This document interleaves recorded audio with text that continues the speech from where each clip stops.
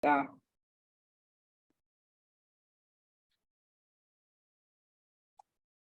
A gente já pode começar, Eduardo. Boa, doutora. Esperar o pessoal entrar aqui na sala. Ah, tem gente entrando. Isso, em presencial também.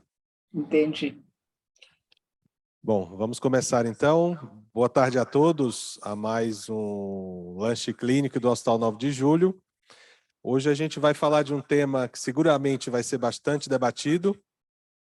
Vou só pedir para tirar esse retorno.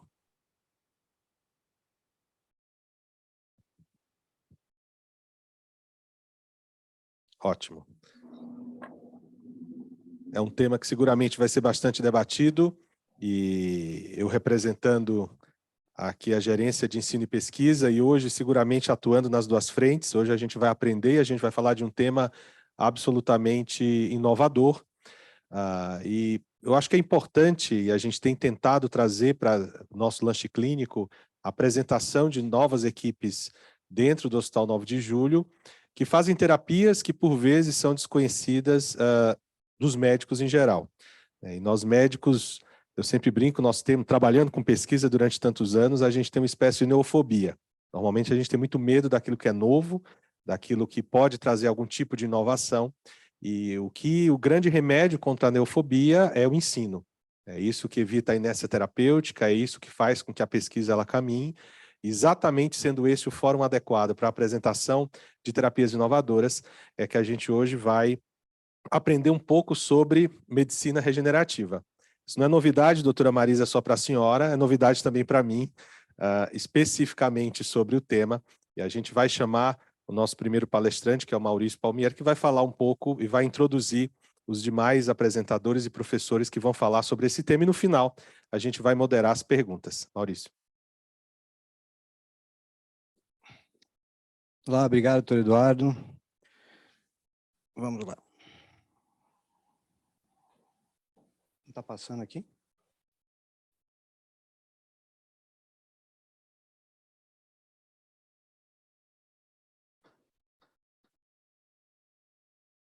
Não está passando. Estava passando, agora não está mais passando. Bom, boa tarde. De qualquer forma, vou me apresentar. Eu sou Maurício Dark Palmieri, eu estou no hospital como ortopedista desde 2008. E essa reunião, essa oportunidade é muito legal para a nossa equipe, né? Porque é uma área de atuação nova que a gente vê que a gente consegue ajudar bastante nossos pacientes com isso. E o principal, a gente vê que a maioria das pessoas desconhece o tema, né? Então, minha função aqui é breve, tá? O Dr. Lucas depois vai se aprofundar um pouco mais nisso. Eu vou só falar um pouco do conceito da medicina regenerativa e por que ela é importante no mundo atualmente, tá? Porque a gente vê que é uma área em ascensão. Oi? Não pode ser aqui. Olá? Então, o que é a medicina regenerativa, tá? Existem várias definições, que quando a gente começa a falar disso, a gente tem meio que dificuldade de entender, tá? Então, o National Institute of Health americano definiu como um processo de criação de tecidos vivos e funcionais que buscam reparar ou substituir tecidos e órgãos danificados ou sem função, com a promessa de regenerar tecidos e órgãos no corpo danificado, no corpo pelo estímulo de órgãos previamente irreparáveis para que curem a eles mesmos. A gente vê como é um pouco complexo, confuso. Já Chris Manson determinou como uma substituição ou regeneração de células humanas, tecidos e órgãos para que restabeleçam a sua função normal.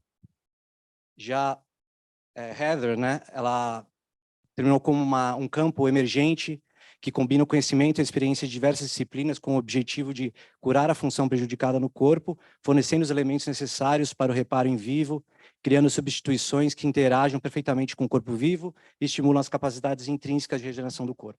Enfim, o que é a medicina regenerativa, né? Eu fiz aqui um resumo, né? É uma área de atuação emergente, multidisciplinar, que busca a regeneração celular, tecidual e de órgãos, restabelecendo sua função por meio de estímulos que estimulam o próprio organismo a cicatrizar e a regenerar. Como que a gente faz isso, né? É uma especialidade, né? Uma área de atuação, na verdade, multidisciplinar. E a gente tem que agir em diversas áreas da medicina, por isso nossa equipe é multidisciplinar, né? Então, o que a gente mais utiliza de técnica, né? São as técnicas regenerativas, os ortobiológicos, né? O Lucas vai falar mais, né, um pouco adiante. A gente vai ter diversas aulas disso, né, durante o ano aí. E as principais são a viscosuplementação, que todo mundo conhece, né, o ácido hialurônico, o plasma rico em plaqueta, a proloterapia, os produtos derivados de medula óssea e os produtos derivados de gordura. E por que a gente vê como uma área importante atualmente, né? Está em ascensão. Se fizer uma busca rápida, né, no Google Acadêmico, a gente vê que a proloterapia, por exemplo, tem mais de 7 mil resultados de artigos. O PRP tem quase 700 mil resultados, né? E a gente vê como uma área tão importante que nos Estados Unidos, né, em 2016, foi até criada uma lei nova chamada Cures Act, que tinha o objetivo, né, de promover a medicina regenerativa, né, e desenvolver os ortobiológicos na medicina americana. E a gente vê que vários centros, né, começaram a surgir. Então já existem diversos centros nos Estados Unidos, né? Tem a Sociedade Americana de Medicina Regenerativa, né, na verdade a Academia Americana. O próprio Harvard tem um departamento de célula-tronco, Mayo Clinic, Johns Hopkins, todos eles, né? E o resto do mundo também não fica atrás, né? A gente vê que na Inglaterra, a própria Itália, a Suíça, todos eles têm seus centros, né? Na Ásia, né? China, Tóquio, né? Japão.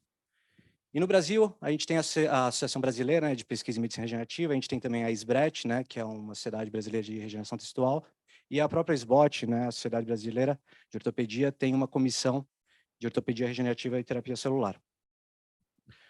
Em relação aos cursos, né, já existem alguns cursos, né, no Brasil. Os principais, né, são a pós-graduação da CETROS, né, e o do Orto Regen, que é vinculado à Academia Americana de Medicina Regenerativa, que foi o que a maior parte dos membros da equipe fez. Tem o CERT, que tem um curso online, e o próprio Einstein, né, no seu curso de dor, ele tem um módulo de medicina regenerativa que, inclusive, foi organizado pelo Dr. Lucas, que vai apresentar mais à frente. Então, qual é o nosso objetivo aqui, né, o meu, no caso? Né? É apresentar a equipe, né, que é uma equipe que atende no centro médico, então a gente vai deixar todos os contatos aí, a gente pode trocar ideias, discutir casos, né, apresentar diversas formas de tratamento, enfim, tirar dúvidas, apresentar aulas, tá? E nós atendemos também no centro médico e nossa clínica parceira que fica aqui na Avenida Paulista, que é a clínica parceira do Hospital 9 de Julho, tá? Então, quem somos, tá? Eu sou ortopedista especialista em joelho inicialmente, né? Fiz medicina regenerativa, fiz trauma esportivo. O Dr. Lucas, que vai apresentar aqui um dos maiores nomes aí, ele vai apresentar aqui, vai se aprofundar um pouco mais na medicina regenerativa, especialista em dor, especialista em medicina regenerativa, membro da sociedade, instrutor da pós-graduação. Dr. Gabriel, radiologista, tem diversas pós-graduações, tá? Ele é professor de ultrassom, ele é coordenador dos cursos de ultrassom, é instrutor da CETOS, instrutor do Orto Regen. O Dr. Thales, ortopedista, todos atendem aqui na clínica, tá? Dr. Thales, ortopedista, especialista em medicina regenerativa e medicina esportiva. Dr. Marcelo, radiologista, foi meu professor na minha pós-graduação lá do Orto Regen. Ele atua em diversas partes da medicina regenerativa também. O Dr. Álvaro, que é ortopedista, especialista em ombro, medicina regenerativa, ultrassom, trauma esportivo. O Dr. João Rato, é nosso cirurgião plástico e bucomaxilo, né? Ele é especialista em reconstrução mamária, atua também bastante em feridas. E a gente vê, por ser uma especialidade multidisciplinar, às vezes a gente precisa de outras opções na nossa clínica, né? Esse é o nosso psiquiatra, o Dr. Nicolas, trabalhou muito tempo aqui no 9 de Julho. Temos o nosso biomédico importantíssimo, tá? Mestre em biotecnologia, o professor Anderson, ele que prepara todos os nossos ortobiológicos, ensina bastante, ele vai dar algumas aulas importantes aí, mostrando o que são os ortobiológicos e como prepará-los. Nossos fisioterapeutas, o Dr. Felipe e o Dr. Rodrigo, né, que eles têm uma área mais voltada ao tratamento da medicina regenerativa, utilizando outras técnicas que já são usadas, como o laser, por exemplo. E a Carita, desculpa, é a nossa nutricionista, que também tem um tratamento mais voltado à medicina regenerativa. O Marcos Atiola é nosso administrador, tá? Então, o QR Code aqui a gente tem um contato, ele que organiza tudo para a gente tem todos os contatos aí particulares de todos os nossos médicos. Quem quiser entrar em contato, discutir caso, o que precisar, estamos à disposição. Agora o Lucas vai ir um pouquinho mais se aprofundar na medicina regenerativa. Obrigado, viu?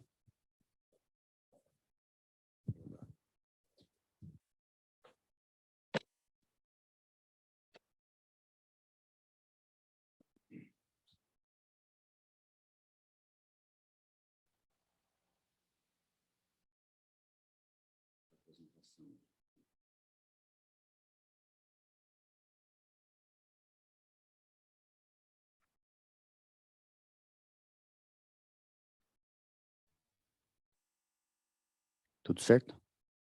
Bom, boa tarde. Primeiramente, gostaria de agradecer o convite do Dr. Eduardo, a oportunidade de participar dessa reunião tão importante aqui para a equipe. Agradecer em especial ao Maurício, que é um amigo e por quem eu tenho grande admiração pelo trabalho que ele faz aqui há tanto tempo dentro da instituição e por abrir as portas aí para a gente tentar, acima de tudo, ajudar os pacientes, né? Então, a aula, o tema basicamente é sobre medicina regenerativa. Tem muita coisa na aula que a gente pode falar.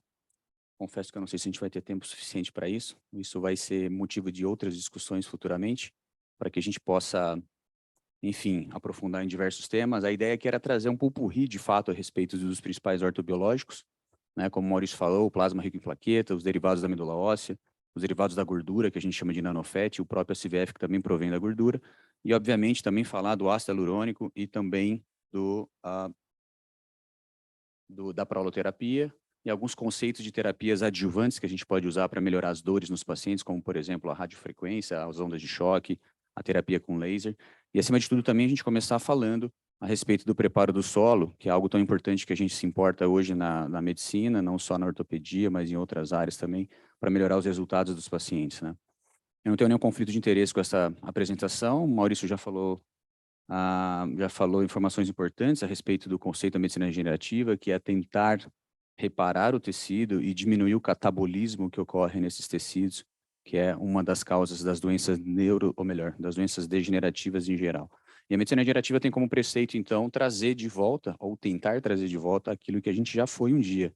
Quando a gente é embrião e adulto jovem, a gente tem uma capacidade de regeneração muito grande, e uma capacidade de inflamar e formar tecidos que não o tecido originário muito menor. Com o passar da vida, nós começamos então a ter uma capacidade de formar fibrose e tecidos que não são os tecidos, digamos, ideais do corpo, e a medicina regenerativa tentaria então trazer de volta esse potencial regenerativo, e obviamente isso acontece de diversas formas e diversas terapias, não só com ortobiológicos, mas principalmente com as terapias celulares. E o que a gente pensa a respeito da medicina regenerativa, é o que a gente brinca, a gente que é ortopedista, a gente pensa ela como se fosse o meio caminho entre a físio e a faca, não porque isso evitaria uma cirurgia, ou não porque isso resolveria um problema que não foi resolvido com a fisioterapia, mas sim porque ela poderia ser uma terapia adjuvante para otimizar o resultado, seja de uma fisioterapia ou mesmo de uma cirurgia, realizando algum procedimento antes, durante ou após o procedimento cirúrgico.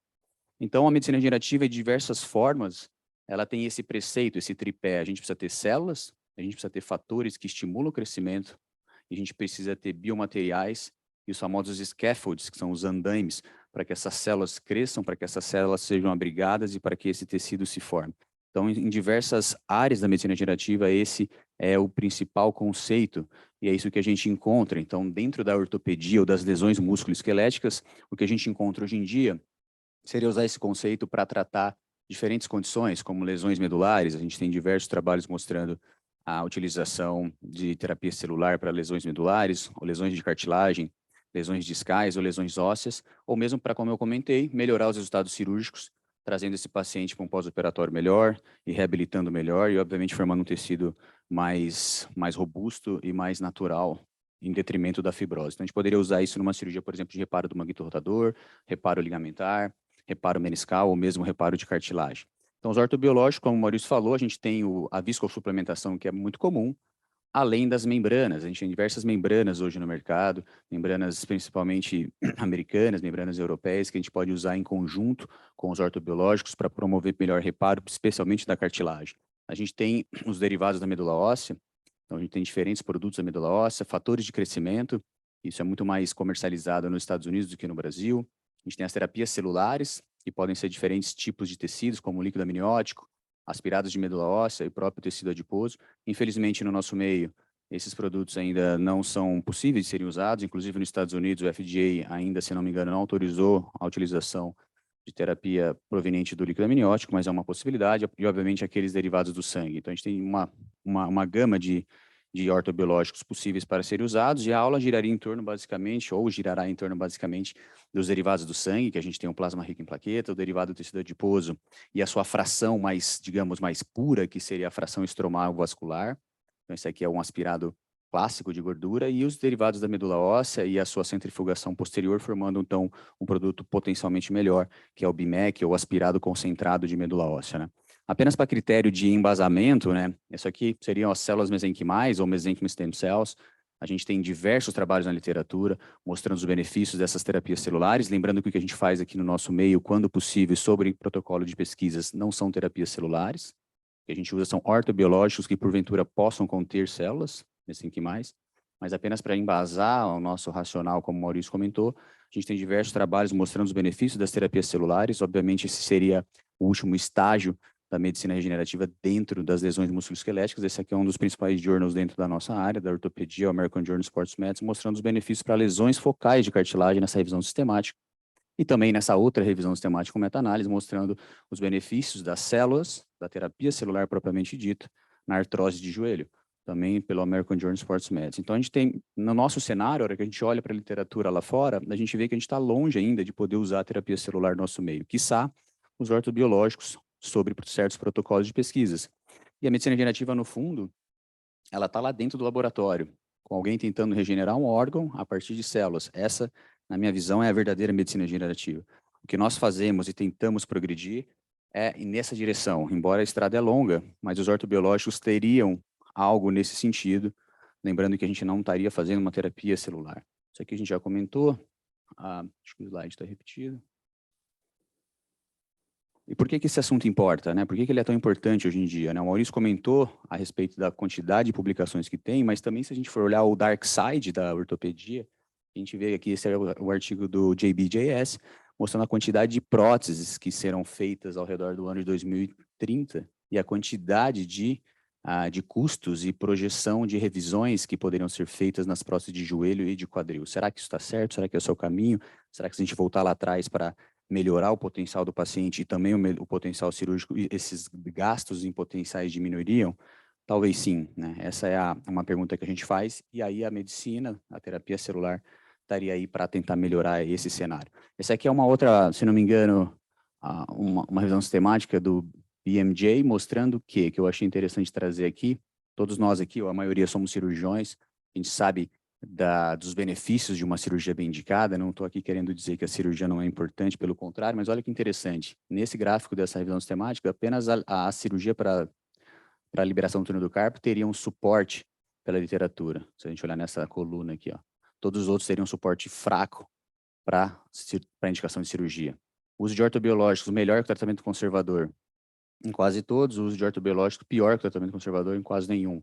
Apenas para a gente ver, então, que a hora que a gente olha as indicações de cirurgia, isso realmente é algo que faz a gente refletir e pensar de uma forma um pouco mais ampla. Também, como o Maurício comentou, não só as buscas de forma mais acadêmica, mas a população procura isso. Hoje em dia, os pacientes perguntam, os pacientes procuram, e os pacientes querem saber o que é isso, porque eles viram um jogador de tênis, campeão, fazer, viram um jogador de futebol fazer. Então, esse assunto é um assunto que merece realmente uma discussão. E, então, novamente, os ortobiológicos teriam essa intenção de barrar o processo, né? Se não melhorar, pelo menos barrar a evolução de certas doenças, como as lesões de cartilagem, as artroses e as tendinopatias, né?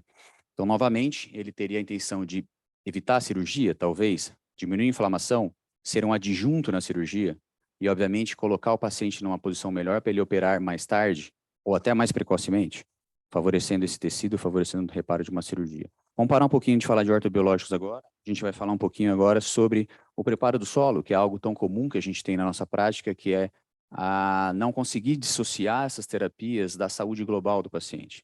A gente sabe que um solo bem preparado coloca essas terapias numa posição melhor e numa chance disso dar frutos muito melhor. Então, portanto, a gente tem alguns pilares clássicos que poderíamos dizer da medicina funcional. Meus colegas aqui da equipe, Dr. Marcelo, Dr. Gabriel, conhecem isso muito mais do que eu, e eles vivem me ensinando a respeito desses pilares. A gente não poderia não falar deles, que são importantes quando a gente fala de saúde do paciente. Até porque os pacientes são diferentes, nem todos os biológicos nascem iguais. As células envelhecem, as células inflamam, e obviamente da paciente da esquerda não teria um ortobiológico como a da paciente da direita. Talvez ela tivesse isso aqui, né? Então, essa seria importante a gente pensar como melhorar esse paciente para que as terapias não fossem indicadas de forma errada. Eu trouxe um artigo da Nature, apenas para embasar esse racional, mostrando que as células de ratos envelhecidos, quando colocadas no meio ambiente jovem, elas demonstravam um perfil, um fenótipo rejuvenescido. Então, os resultados desse trabalho muito interessante mostraram que os declínios e o fenótipo envelhecido das células progenitoras foram melhorados e modulados a partir do momento que eles foram colocados em ratos jovens. Então, mostrando que o ambiente onde essas células, o ambiente onde esse ortobiológico é colocado, influencia com certeza na capacidade dessa célula não apenas se proliferar e eventualmente se diferenciar, como também melhorar a inflamação do local, que é um conceito muito interessante que a gente tem que ter. Não necessariamente a célula que a gente coloca ali, ela vai virar o tecido que a gente quer, mas ela vai promover um ambiente mais propício para que o tecido em si atraia novas células e faça o seu próprio reparo. Então, esse, obviamente, foi tema de diversas discussões, e a gente acabou tendo a oportunidade de colocar isso em certos capítulos, como no livro da Isacos também, que foi muito legal, dentro dos quais o conceito que a gente trazia era o conceito de inflamação sistêmica. Não vou entrar em detalhe deles, porque a gente não tem tempo, desde da síndrome metabólica, o papel do sono na homeostase, o papel da dieta, e o papel da terapia hormonal nas tendinopatias e no osso, e a relação, que hoje está tão em voga, do eixo intestino-osso. A gente sabe que o eixo gut-brain é tão comum, né? O eixo intestino-cérebro. A gente tem visto hoje evidências potencialmente interessantes a respeito dessa relação do intestino com o osso. Então, apenas para critério também de informação, sem entrar tanto em detalhe, esse é um trabalho mostrando a capacidade da testosterona em aumentar a proliferação das células mesenquimais de adultos e células progenitoras. A própria vitamina D, melhorando a diferenciação condrogênica das células. Isso aqui seria a bone marrow mesenchymal stem cells, a viabilidade, a migração e a sua diferenciação condrogênica, na hora que essas células eram estimuladas com a vitamina D, mostrando então que potencial uso de nutracêuticos e eventualmente melhorando a saúde do paciente, isso pode melhorar. A gente se preocupa também com o estresse oxidativo, né? Isso é algo tão em voga hoje em dia também. Tem diversos trabalhos mostrando os efeitos do estresse oxidativo na osteoartrose. Esse é um trabalho interessante também desse ano, de um jornal bem bacana, mostrando que o estresse oxidativo estaria envolvido nas tendinopatias por diversas vias, demonstrando aqui a capacidade de criar os famosos radicais livres que acabariam levando a uma desconfiguração nos tipos de colágeno desse tendão, aumentando a formação de colágeno tipo 3 às custas e ao detrimento do colágeno tipo 1. Obviamente, o sono também é importante, né? Obviamente, a gente também não vai entrar em detalhe aqui, mas só para embasar esse racional que a equipe pensa a respeito do tema, esses autores aqui, por exemplo, essa revisão sistemática, falaram que a qualidade do sono é mais importante que dieta e exercício juntos, né? O que deixa a gente médico aqui um tanto quanto preocupado. Mas, enfim, vamos lá. Os efeitos da privação do sono, por exemplo, em artrose de quadril, os pacientes que foram submetidos à prótese de quadril tiveram mais dor, aqueles que dormiam menos, porque a privação de sono aumentou a sensibilidade desses pacientes. O uso de opioide também, que é algo tão importante dentro de uma instituição como essa, a preocupação com o uso excessivo de opioides, estão mostrando a importância do sono. A importância da dieta também. Diversos trabalhos na literatura vêm mostrando a importância da dieta no tratamento dessas lesões. Talvez o que a gente tem de mais evidência hoje em dia realmente é a dieta mediterrânea, porque são os trabalhos com N maior. Mas outras dietas vêm surgindo, vêm sugerindo os benefícios, como, por exemplo, as dietas com menos carboidratos refinados, controle da insulina, o controle dos grãos e dos óleos vegetais, das comidas processadas, tudo isso desinflamando o paciente, e é por isso que a gente, né, pensa a respeito de ter uma nutricionista na equipe, que já faz parte da equipe, para melhorar esses pacientes e colocarem eles em umas condições melhores do tratamento.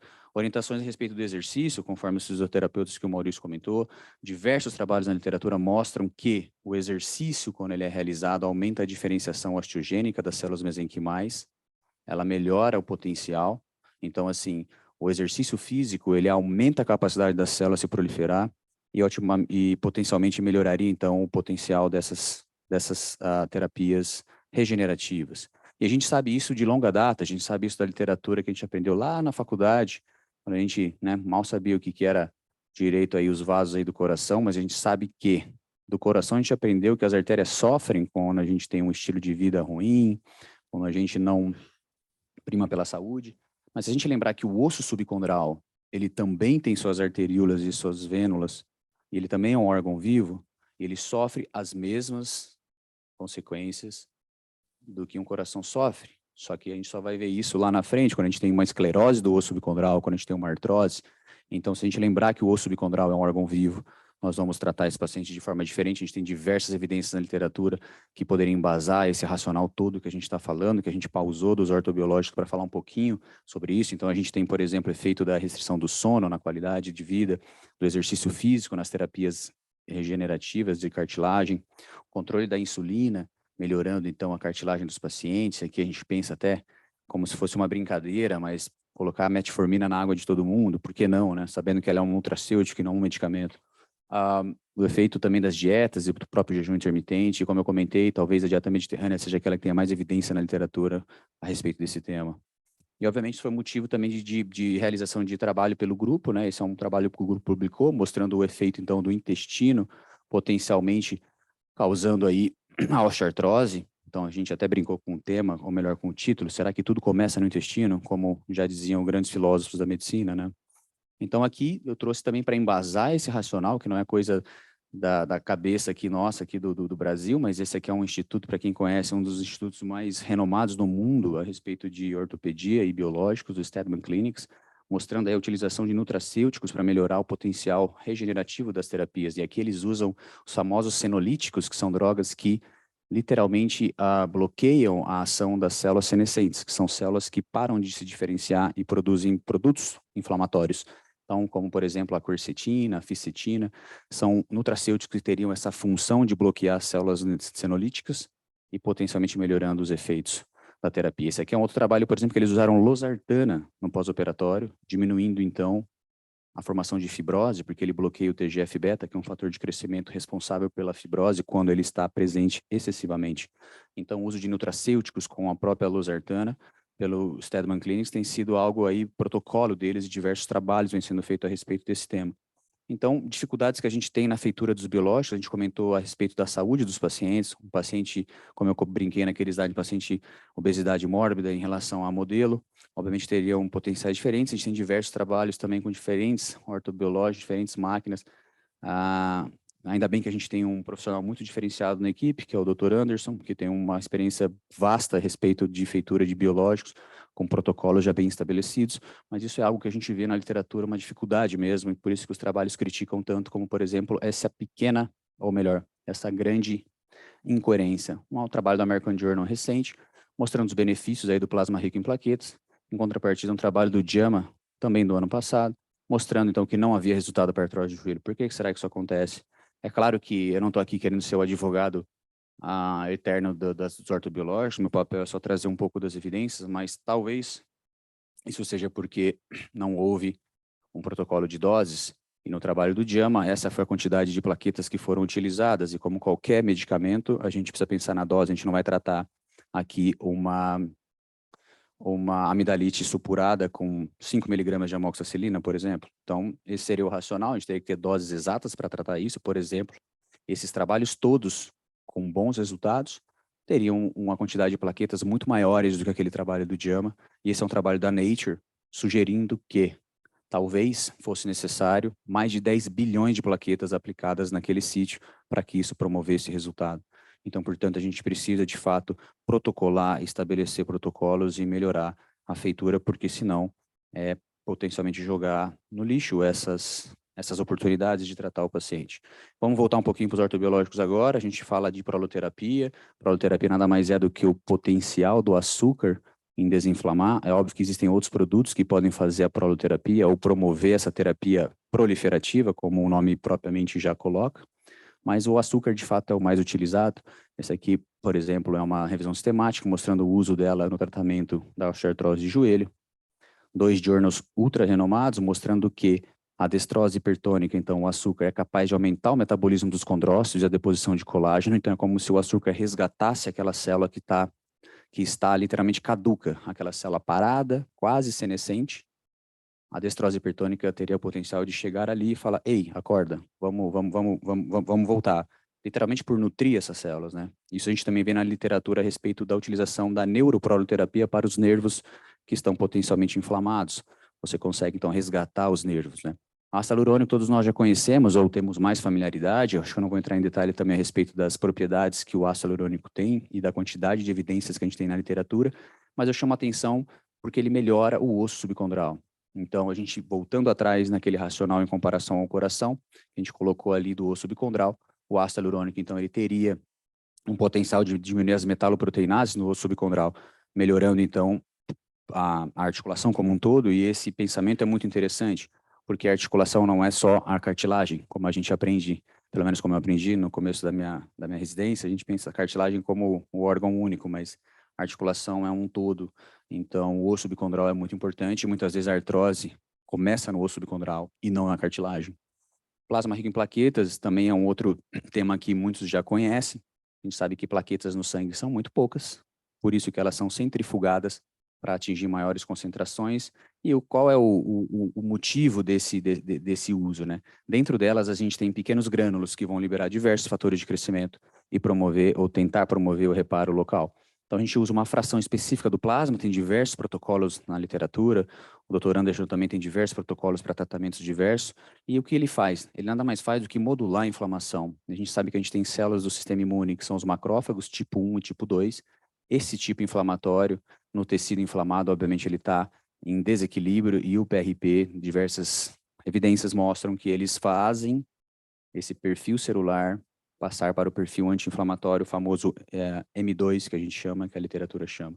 Então, a gente tem diversos protocolos, como eu comentei, desde com leucócitos ricos ou leucócitos pobres. A gente tem essas frações aqui mais enriquecidas, que são os pellets. A gente usa, então, essa parte mais profunda, que seria o plasma rico em plaquetas, de fato. Esse aqui seria já o plasma mais pobre em plaquetas, né? Diversos protocolos, como eu comentei, para utilização em feridas, para cobrir áreas desnudas, e hoje a gente tem visto membranas biológicas para uso em lesões de cartilagem. Então, a gente poderia usar essas membranas em detrimento das membranas caras que a gente tem hoje de colágeno. A própria membrana advinda aí do plasma rico em plaquetas seria uma possibilidade, porque se você fizer da forma correta, são membranas que ficam robustas e bem elásticas e não quebradiças, como muitas vezes poderia ficar se a gente colocasse esse tipo de membrana aqui. Então, existem membranas diferentes, apenas de critério de informação, você consegue colocar essas fibras, ou melhor, as fibras, né, da fibrina de forma diferente do que seria do PRP clássico.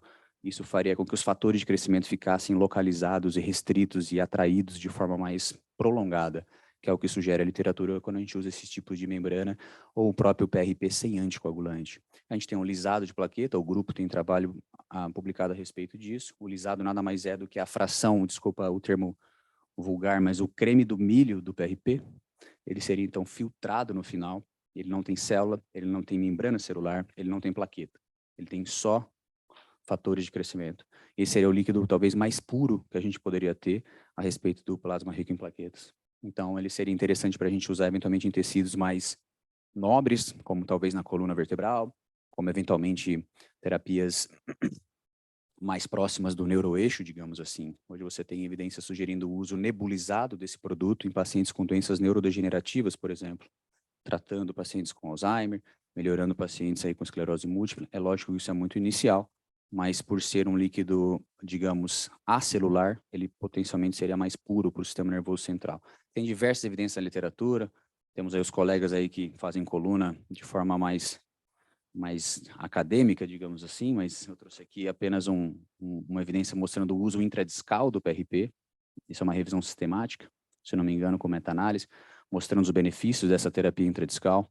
PRP para facete plantar dispensa comentários, a evidência ela é robusta e há anos vem mostrando resultados de nível 1 repetidamente na literatura. Já para tendão de Aquiles, a literatura deixa a desejar um pouco, ou melhor, o PRP deixa a desejar um pouco. Para artrose de joelho e de quadril, 2 artigos do American Journal of Sports Medicine, novamente, do ano passado, mostrando os benefícios em comparação ao ácido hialurônico do próprio PRP. Agora vamos falar um pouquinho dos produtos da medula óssea. A gente tem, então, basicamente, o aspirado de medula óssea e o aspirado concentrado de medula óssea, né? A diferença entre os dois é a feitura e o processo de centrifugação. E por que esse produto ele é tão conhecido na literatura que concerne esse tema, né? Porque ele tem as famosas células tronco, ou as famosas células mesenquimais. Importante a gente lembrar que uma grande minoria dessas células são, de fato, células mesenquimais. Ao redor de 0,01% são as células mesenquimais. Quando você aspira o líquido da medula óssea e olha no microscópio, apenas essa quantidade serão células mesenquimais. Todo o resto são outras células, mas ainda assim é um líquido que teria diversos potenciais, não só por causa das células, mas por causa também das proteínas e das citocinas que estão contidas nesse líquido e também das células que são as principais células da medulose, que são as famosas células do sistema imune, que a gente sabe que é dali que são tratadas os pacientes com doenças, por exemplo, discrasias sanguíneas, como as leucemias. Então, a gente sabe que ali estão, de fato, as células do sistema imune, elas provêm da medula óssea. Então, talvez por isso, e não por causa das células mesenquimais propriamente dito, esse líquido ele é tão potente na melhora da inflamação. Porque ele também sinaliza, as células progenitoras sinalizam com fatores, elas desinflamam com as suas interleucinas, e elas têm aquele famoso efeito de scaffold que a gente comentou, que é o andaime, a criação de uma estrutura para que atraia células, porque não vou entrar em detalhe agora, talvez a gente tenha tempo no futuro, nas discussões, mas o efeito fibrinolítico, ou seja, a quebra das fibras de fibrina durante o processo subsequente ao uso desses produtos, atraem mais células ainda para o local. Então, a fibrinólise talvez seja o efeito mais interessante quando se usa a medula óssea pura, né? Porque ela atrai, então, mais células nesse processo. Apenas uma foto mostrando aí a colheita dos produtos da medula óssea. Como a gente comentou, então, a gente tem o famoso BMA, que é o aspirado de medula óssea, e o aspirado concentrado. A diferença entre os dois é um processo de centrifugação, que pode ter uma ou duas ou diversos protocolos na literatura, para a feitura do aspirado concentrado. A diferença é que, quando a gente pega um aspirado de medula óssea puro, não se usa o anticoagulante, e aqui a gente usa o anticoagulante para fazer o BMAC, o aspirado concentrado. E quando a gente olha na literatura, diversos trabalhos mostram que o BMAC, ele concentra as células nucleares, que daqui estão contidas as próprias células mesenquimais também, e as células brancas do sistema imune, as plaquetas e as células hematopoéticas, ou seja, as células tronco-hematopoéticas, que são também células tronco da medula óssea. A gente vê aqui que o BMAC, ele concentra muito mais. Então a gente pensa, por que não usar sempre o BMAC? Primeiro porque a gente não pode. Primeiro porque a gente não pode, porque isso é um produto manipulado e no nosso meio isso só pode ser utilizado sob protocolo de pesquisas. Mas por outro lado também, porque o aspirado de medula óssea, mesmo que pouco concentrado em relação ao BMAC, 10 vezes menos, ele teria diversos fatores interessantes, como a gente comentou, do scaffold, das proteínas e não necessariamente somente das células. E esse é um dos mecanismos que a gente pensa, que é a famosa formação do clot, o coágulo que forma lá dentro. Então, esse coágulo ele é um scaffold para a célula mesenquimal, ele promove a migração, ele suporta uma cascata de remodelação que ocorre ali, favorecendo, então, o reparo tecidual, ou melhor, desinflamando o local também, né? Então, esse seria um dos mecanismos pelos quais o clot seria utilizado. Eita.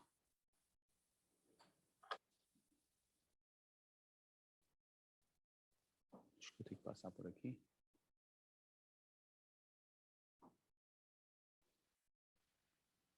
Então, o clot, se a gente for olhar na literatura, uma das ideias que surgiram foram com esse trabalho. Esse é um trabalho em modelo animal. Quem usa modelo animal sabe o quão difícil é usar esse tipo de modelo animal. Eles usaram, então, um aspirado puro de medula óssea com ácido hialurônico e mostraram um reparo da cartilagem muito interessante, mostrando, então, aqui, quando se usaram o ácido hialurônico com a medula óssea, o reparo foi muito mais robusto e muito mais fisiológico, e os marcadores de colágeno tipo 2 também mostraram melhora. Por esse motivo, então, que o grupo pensou na utilização e cunhar o termo que é o famoso BMA matriz, que é o uso do aspirado de medula óssea com o ácido hialurônico. Por que não usar esse produto? Esse aqui é uma foto de um artigo publicado pelo grupo, mostrando, então, que esse produto teria um racional interessante pelos benefícios do ácido hialurônico que a gente sabe. Só apenas para lembrar que a literatura também ela é bem robusta na comparação do PRP com o ácido hialurônico, mostrando os benefícios do PRP em relação ao ácido hialurônico, só que quando se usam ambos de forma combinada, o efeito é melhor ainda em relação ao próprio PRP, por mecanismos diferentes que não vem ao caso, e isso potencialmente seria assim também para a medula óssea, porque potencialmente, porque a gente não tem trabalhos, a gente não tem trials mostrando isso, como tem para o PRP, mas esse seria um produto fácil, acessível para a gente usar, e ele já tem evidências ainda, digamos, séries de casos, mostrando o uso do BMA para as tendinopatias. Esse é um grupo de colegas aí que publicaram esse trabalho. Apenas para lembrar, então, que ele é seguro, mas, ao mesmo tempo, ele tem muito pouca célula, como eu comentei, ao redor aqui, se não me engano, está nesse slide, 0,01% de células. mas ainda assim ele seria interessante. Esse não sou eu que estou falando, é o International Orthopedics, um dos jornais mais renomados na Europa de literatura ortopédica, mostrando os benefícios. O uso do BMAC, a terapia, então, concentrada do aspirado de medula óssea, quando ele foi somado à microfratura aqui, foi melhor do que a microfratura sozinha, mostrando aqui pelo Knee Surgery, outro journal muito renomado a respeito do tema também, mostrando os benefícios do BMAC quando se usa junto com a microfratura. A gente que é ortopedista e está familiarizado com as microfraturas, as lesões de cartilagem, então isso seria a utilização, por exemplo, aí do BMAC na lesão condral, né? Depois da microfratura. Então isso seria um potencial adjuvante nas nossas cirurgias, conforme eu comentei nos primeiros slides. E, obviamente, poderia ser usado também com outros produtos, como, por exemplo, esse aqui é um produto sintético, cartilagem micronizada, um produto americano, né? Em que eles usaram o BMAC junto com essa cartilagem micronizada, sim, na verdade, uma cartilagem heteróloga. E aqui o próprio mosaicoplastia, para quem é ortopedista está familiarizado também com esse tipo de procedimento, utilizando o BMAC nas bordas, mostrando que o reparo e a integração do plug da mosaico foi maior quando utilizado o ortobiológico. Então, novamente, aqui o uso combinado entre ambos, né? A gente tem, então, essa possibilidade de usar o BMAC com o aspirado, ou melhor, o BMA com o aspirado. Para terminar, a gente fala, então, do tecido de gordura. Ele é um tecido que é uma importante fonte de célula mesenquimal. A literatura sugere que a gente tem mais célula mesenquimal por ml de tecido gorduroso em comparação com a medula óssea. Mas, ainda assim, não significa que ele seja melhor que a medula óssea, porque a gente sabe que o tecido gorduroso ele é um tecido inflamatório. Então, precisa ser feito um protocolo muito cuidadoso para que esse ortobiológico não promova inflamação. Então, a gente sabe que no tecido gorduroso, a gente tem as células mesenquimais ao redor dos vasos sanguíneos, que são os famosos pericitos, né? Ou as células mesenquimais propriamente. E ali que elas estão contidas, a gente também tem esse scaffold, mostrando, então, o nosso tripé, e ele também está presente nesse produto biológico. Isso foi descrito também num outro trabalho do grupo, mostrando, então, que é possível a utilização disso. A gente chama isso de nanofat, que é essa gordura aspirada e potencialmente regenerativa, digamos assim. Ela fica mais ou menos assim, né, quando a gente aspira e deixa decantar. Quando a gente centrifuga, a gente quer usar essa fração dela, onde a gente vai ter mais adipócitos e células. O óleo e a camada inferior a gente descarta. E, obviamente, a gente tem, então, também o próprio nanofat, que a gente fala, que é um produto que a gente tem muito cuidado para limpar ele, fazer com que ele seja menos inflamatório. E ao final, se a gente usa protocolos de centrifugação, esse nanofat pode virar esse famoso líquido aqui, ó, que é o que a literatura traz de tão importante, né? Que é o SVF, ou a fração estromal vascular. E aqui, então, seria, entre aspas, o BMAC da gordura. Assim como a gente tem o BMAC da medula óssea, esse aqui seria o BMAC da gordura, o famoso SVF, pronto para ser injetado. A literatura também é bem robusta com o uso dele, mostrando que ele foi melhor que o ácido hialurônico, na International Orthopedics também. Então, ele foi melhor com o ácido hialurônico. Esse é um trabalho do grupo do Japão. Lá, a medicina regenerativa anda a passos largos, desde 2011, quando uma lei liberou o uso disso para uso clínico, de fato, e não apenas em protocolos de pesquisas. Então, eles usam terapia celular, de fato. Então, foi usado células provenientes desse líquido da medula óssea, mostrando no second look. Então, eles fizeram uma segunda artroscopia, coletaram a cartilagem e analisaram e mostraram que a cartilagem era muito parecida com a cartilagem hialina. Vou trazer alguns casos aqui, mas a gente pula isso. Então, para lembrar que a gente pode usar todos esses produtos que a gente comentou de forma isolada ou de forma combinada. E o ideal, na opinião do grupo, seria utilizar num solo mais fértil. Por exemplo, usando, então, por que não, o sangue periférico, o próprio PRP, derivado do sangue periférico, e as células, que seriam dos tecidos aí, a gente sabe da medula óssea ou da gordura, porque não o uso combinado de ambos, né? A gente falou do preparo do solo, mas aqui, na verdade, seria um solo com um ambiente menos inflamado para a gente colocar essas células, então esse seria o racional do uso dessas terapias combinadas, seria para a gente ter mais ou menos isso que a gente fala. Eu pensei em trazer aqui, mas isso fica para próximas reuniões, ondas de choque e laser, isso aqui são fotos do meu amigo Gabriel, que tem muita experiência com termografia e com essas terapias, mostrando o uso do laser na artrose de joelho e ondas de choque também. A gente usa bastante ondas de choque após o tratamento de terapias regenerativas para que o paciente sinta menos dor.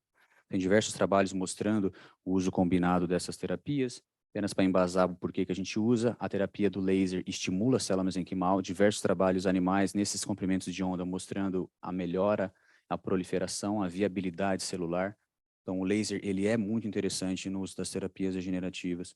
E o uso combinado das células com as ondas de choque.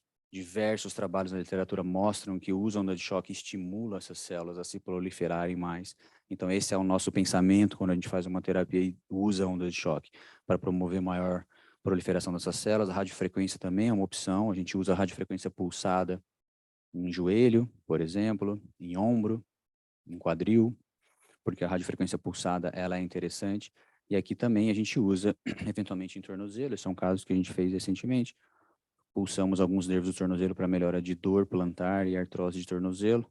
Obviamente, isso, nível de evidência zero, mas é uma experiência aí que o grupo tem, eventualmente, de usar isso para algumas situações, porque o ortobiológico com a radiofrequência pulsada, RFP, radiofrequência pulsada, poderia ter um potencial na ativação desses biológicos. Alguns trabalhos vêm sugerindo isso. Recentemente, o grupo publicou essa semana o efeito sinérgico da radiofrequência com os ortobiológicos. Esse seria o motivo. Agradeço, então. Desculpa aí pelo tempo, mas o doutor Eduardo falou que até 12h50 estava liberado. É isso daí. Muito obrigado.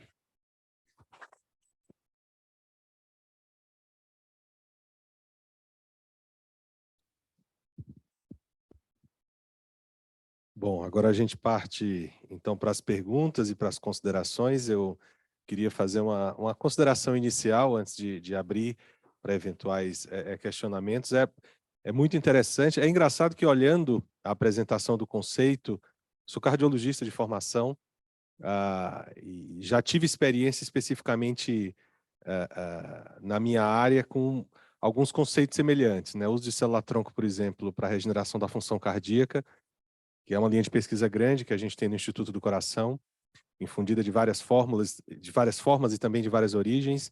O uso de ondas de choque a gente usa para outras coisas, né? Para quebrar placa, e a gente tem especificamente também o conceito de quebrar trombo, usando isso. Então, stents, desenvolvimento de novas tecnologias de stents também com melhor reendotelização, também usando tecnologia semelhante. Então, a gente vê que existem alguns pontos de contato também em outras especialidades. É interessante observar que dentro da ortopedia, a especialidade tenha essa atuação nova.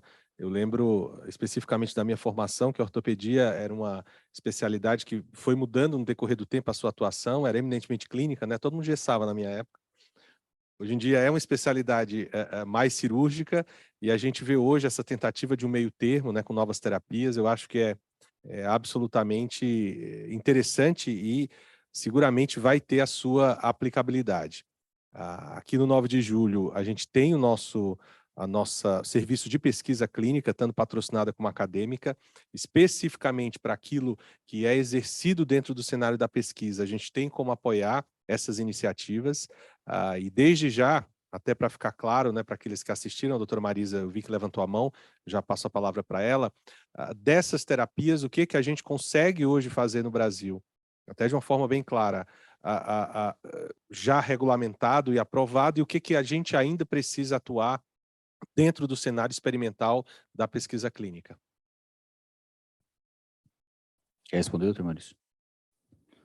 Pô, a gente enfrenta, obviamente, diversos obstáculos aí, né? Por isso, a gente fica feliz aí com a oportunidade que o Maurício está encabeçando de eventualmente associar isso ao Instituto de Pesquisa aqui do hospital, para que a gente possa fazer isso de forma certa e de forma mais embasada.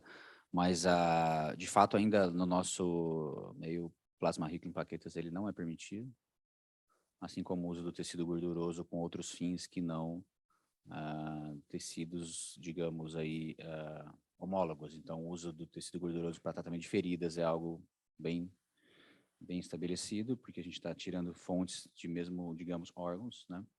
Assim como o aspirado de medula óssea para uma articulação, pensando de fato num transplante ósseo, um transplante líquido para um osso, né? Um osso sólido de um osso líquido para um osso sólido. Então, esse seria o universo que a gente tem.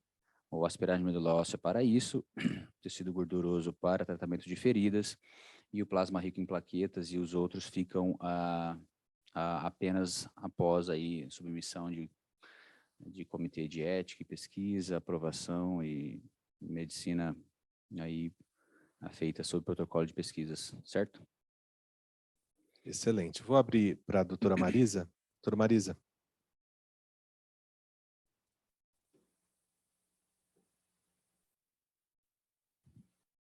Doutora Marisa.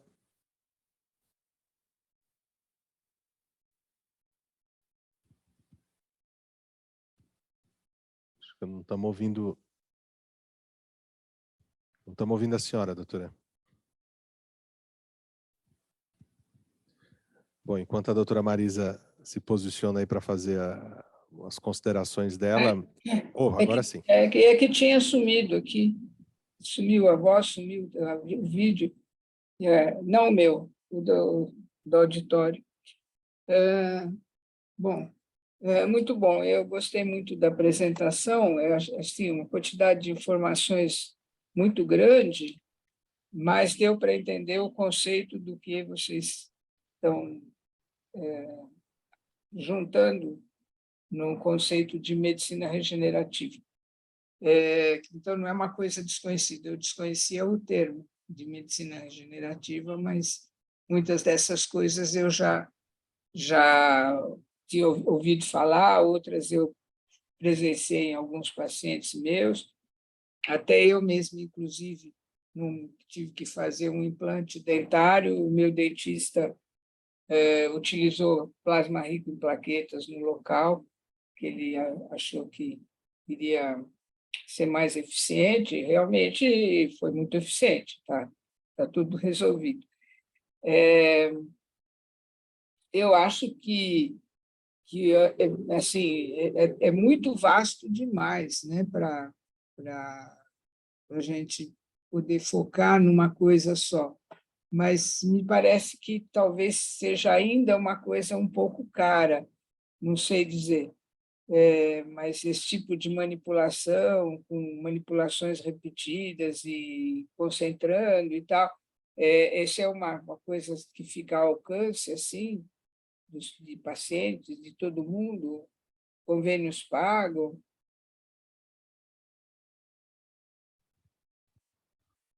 Em relação bom, primeiramente, boa tarde, muito obrigado pela participação. A ideia era trazer diversas evidências e pautas aí para serem discutidas em outras reuniões, né?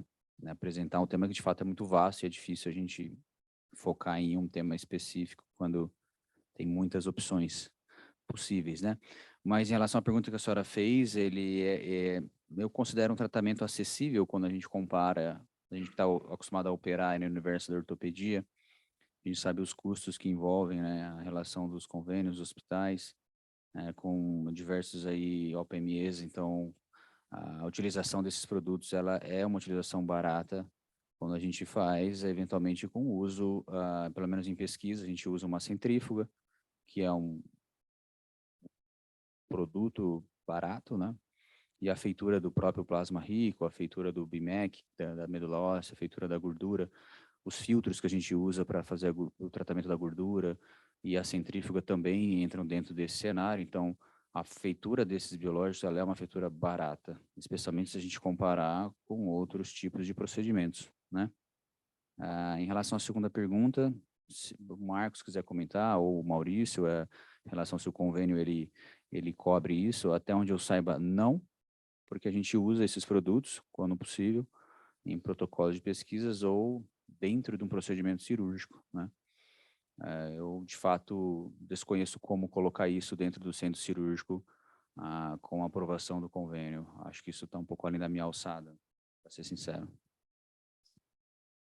Bom, o outro comentário que eu queria fazer é que é barato, mas demanda a mão de obra direta do médico nesse momento, né? Pode ser que alguma hora se industrialize ou se, sei lá, se consiga fazer algum outro tipo de manipulação que não vai envolver diretamente a manipulação do médico, porque isso é caro, acaba sendo caro, independente do material em si, que pode ser barato, você está tirando do paciente e você manipula ali, mas o tempo do médico é caro, né?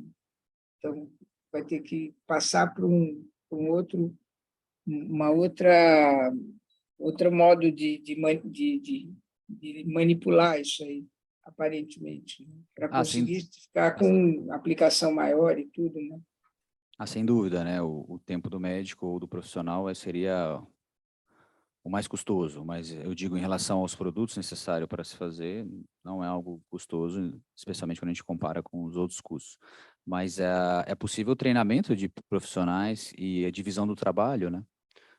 O ato médico durante o procedimento seria a colheita do produto, no caso da medula óssea, do tecido gorduroso. Agora, a colheita do sangue, o próprio biomédico, o próprio enfermeiro fazem isso, e após a colheita, isso já passa nas mãos de outros profissionais, enquanto o médico está fazendo outros procedimentos, né? Então, de fato, o trabalho dividido e bem estabelecido faz com que o procedimento flua de forma bem tranquila.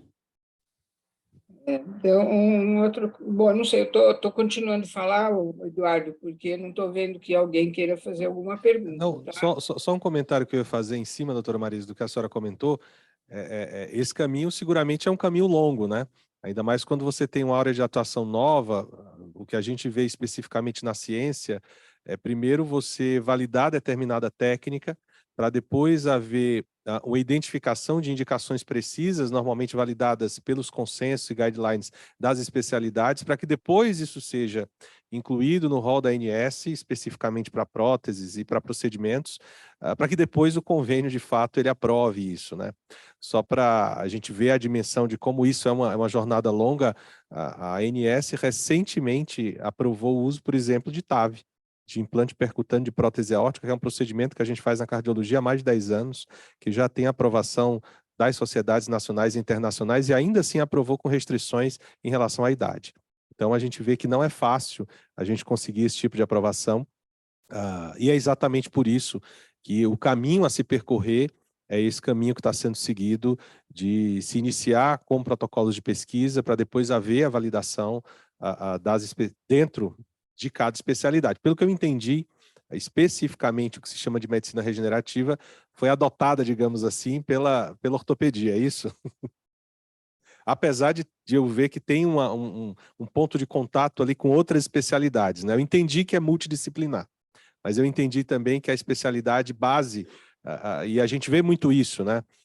Dentro das áreas de atuação, por exemplo, eu tenho um grupo de antitrombóticos especificamente na cardiologia e na hematologia, é multidisciplinar, mas quem alberga isso acaba sendo a hematologia. Dentro do tratamento da obesidade também, a gente tem interdisciplinaridade entre cardiologia, nutrição, endocrinologia, mas a gente sabe que a ABESO, ela de fato é uma associação ligada à Sociedade Brasileira de Diabetes, à endocrinologia lato sensu. Então, pelo que eu entendi, a medicina regenerativa tem um conceito de multidisciplinaridade, mas que a especialidade base, e eu vi pelo que foi mostrado aqui, seria ortopedia, é isso? De fato, quando você vai nos cursos, existe um público dominante que cada vez tem sido menos dominado pelos ortopedistas, que lida mais com essa questão de dor articular e outras dores no corpo, mas existe um tipo de profissional mais comum que a gente vê, ortopedistas, radiologistas, intervencionistas em dor e os neurocirurgiões, que têm tratado bastante lesões da coluna, os neurologistas também, e um ou outro reumatologista, digamos assim, mas basicamente são médicos de diferentes áreas procurando intervir na dor, né, de forma a intervenção propriamente, né, que antigamente eram feitas apenas com produtos medicamentosos, como os corticoides, e hoje isso tem sido colocado um pouco assim, não de lado, mas apenas como uma opção secundária para quem de fato estuda essa área, porque a gente sabe dos efeitos deletérios que o corticoide tem a longo prazo, sistêmicos e locais. Então, a ortopedia, não é que ela domina, mas acho que a gente tem mais colegas ortopedistas, mas isso vem crescendo, então outras especialidades, como eu falei, vêm aparecendo aí. Na nossa equipe, a gente tem colegas especialistas aí em dor e intervencionistas em dor e radiologistas, como o Dr. Gabriel, o Dr. Marcelo, que tem grande experiência com o uso de ultrassom, porque o ultrassom ele é o nosso estetoscópio. É através dele que a gente acessa a lesão ou mesmo a escopia no centro cirúrgico, né? Então, o uso do ultrassom ele é praticamente assim obrigatório ao nosso estetoscópio de bolso que a gente usa para fazer a intervenção, e os radiologistas eles saem na frente, eles têm muita experiência, muita facilidade.